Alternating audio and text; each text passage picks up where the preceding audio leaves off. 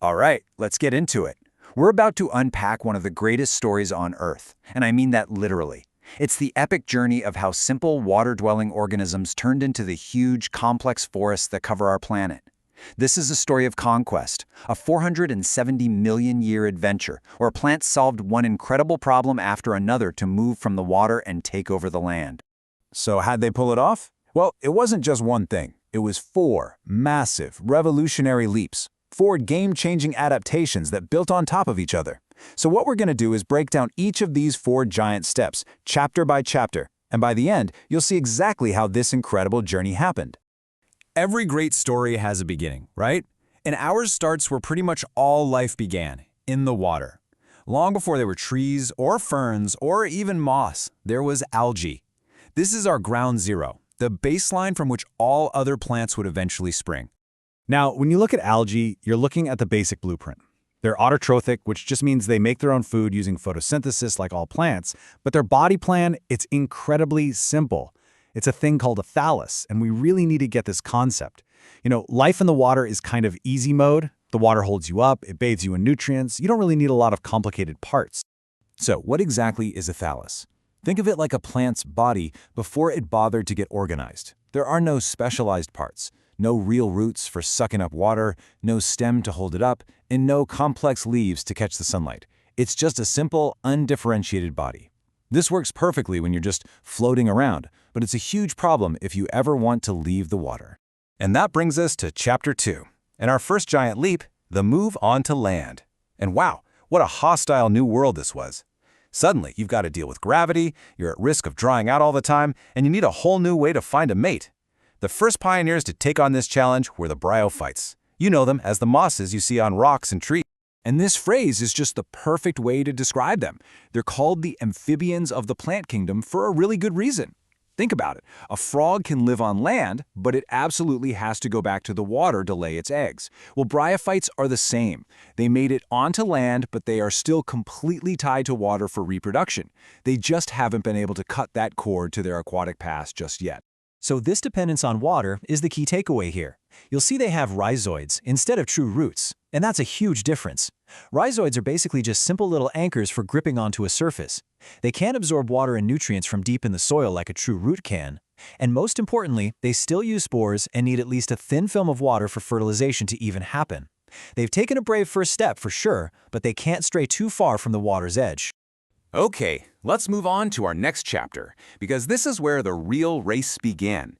To truly conquer the land, you have to compete. And the biggest prize of all was sunlight. This kicked off an evolutionary arms race, a race to the sky, and it created a massive engineering challenge for these early plants. So here was the central problem. How do you support your own weight against gravity?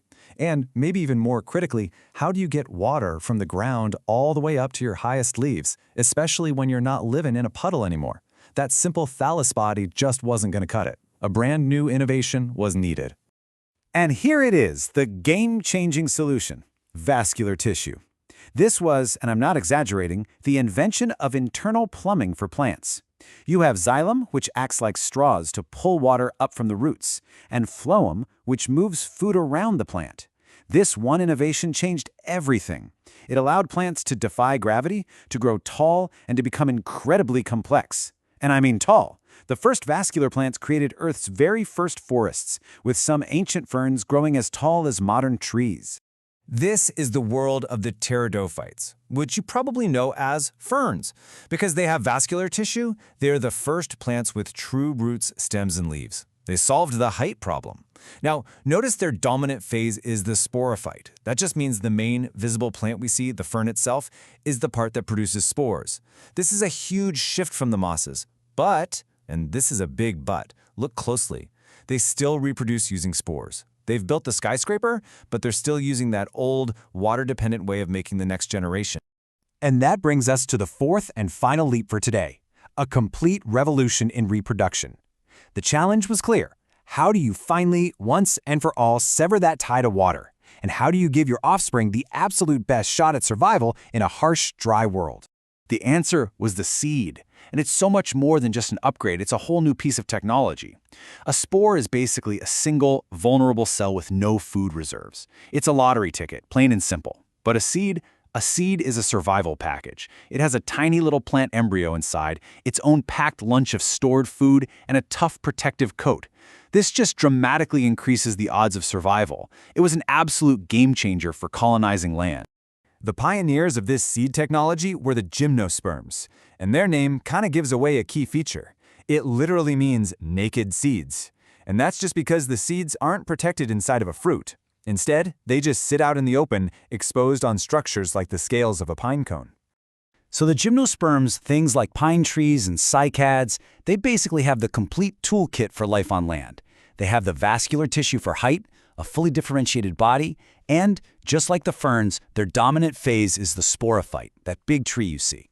But the other part of their life cycle, the gametophyte, is now microscopic, hidden safely away inside the cone. This shift completely freed them from needing water to reproduce, and because of this, they became the dominant plants on Earth for millions of years. So there you have it, a journey in 4 incredible steps, from a simple sheet of green algae in the water to the ancestors of the giant forests that cover our world today. Let's just put it all together one last time. This chart really lays it all out, doesn't it? Algae kicked things off in the water. The bryophytes took that brave first step onto land, but they were stuck close to moisture with the gametophyte as their main body. Then pteridophytes engineered the solution for height, vascular tissue, and shifted dominance to the sporophyte. And finally, gymnosperms pretty much perfected life on land with the invention of the seed. You see how each group solved a major problem the previous one faced? It's just a beautiful progression. Now, the naked seed was an incredible innovation, no doubt.